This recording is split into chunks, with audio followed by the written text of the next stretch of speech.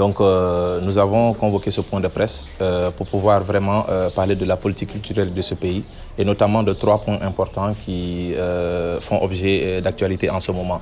Le premier point, c'est que la 14e biennale a employé des animateurs culturels comme médiateurs lors de la biennale et il s'est avéré qu'après 32 jours de travail, ils ont décidé de payer 50 000 francs à ces jeunes-là.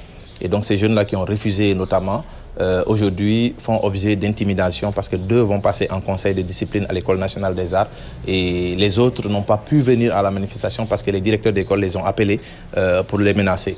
Pour qui connaît une biennale, la biennale a eu 2 budgets cumulés de 1 milliard. Et je pense qu'ils ont budgétisé, eux, l'ensemble des personnes qui devaient travailler pour la biennale.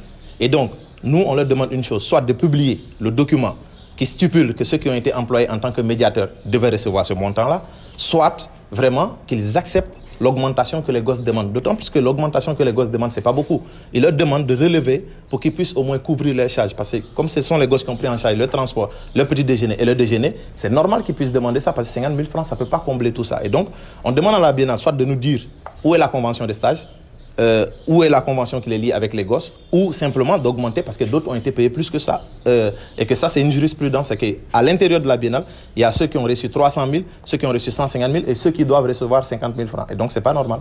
Le deuxième point, c'est par rapport au recrutement des animateurs culturels. Depuis l'année dernière, nous avions eu un accord vraiment verbal avec l'autorité, c'est-à-dire le ministère de la Culture, qui avait dit que cette année, en renouvelant les contrats de ceux qui ont été recrutés l'année dernière, ils allaient prendre le lot qui restait. Ce qui s'est passé, c'est que sur une liste de 18 personnes qui étaient en attente, celui qui est 16e sur la liste par ordre de mérite, parce qu'il est un opposant politique au ministre à Sédhiou, a été recruté, lui, à la direction des arts. Juste pour le faire taire, on a recruté un membre de ce groupe de 18-là, alors qu'il est 16e par ordre de mérite. Et donc, nous trouvons que ça, déjà, c'est un manque de respect vis-à-vis de tous ces animateurs-là, mais aussi, ce n'est pas une démarche vraiment adaptée à la situation. Donc, nous demandons au ministère de rectifier ce truc-là, de pouvoir prendre les 18 restants. Et là, ça sera la catastrophe parce qu'il y a encore 12 qui viennent de sortir la semaine dernière. Donc, les animateurs culturels sont passés de 18 à 30.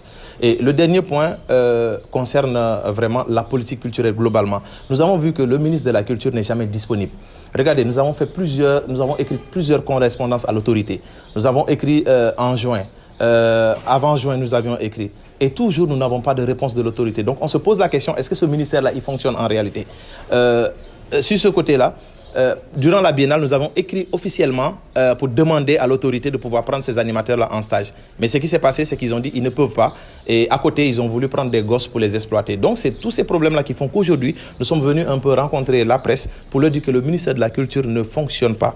Et ça ne marche pas. Et donc, il faudrait aussi que les gens puissent s'intéresser à ce ministère-là. Parce qu'il y a beaucoup de fonds qui existent dans ce ministère-là. Mais il y a une manne financière qui fait qu'il y a un lobby qui s'accapare de tout. Et que les jeunes aujourd'hui sont sans emploi. Parce que tout simplement, on fait plaisir à une clientèle politique. La suite, c'est quoi? C'est que dès demain, nous allons déposer vraiment une note chez le préfet pour qu'après la Tabaski, nous puissions faire une manifestation.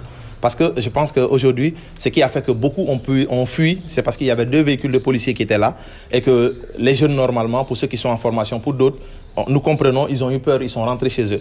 Et donc, comme nous ne sommes pas là aussi pour affronter vraiment la police ou la gendarmerie, en toute responsabilité, nous allons déposer vraiment une note chez le préfet pour dire que nous allons manifester après la Tabaski. Et comme ça, au moins, si nous avons une autorisation, nous allons mobiliser l'ensemble des acteurs concernés pour qu'on puisse faire cette manifestation. D'autant plus que l'année dernière, nous avions fait une manifestation qui a fait qu'on a recruté 22 personnes. Et donc, cette année aussi, nous allons le faire. Donc ça sera la deuxième phase du plan.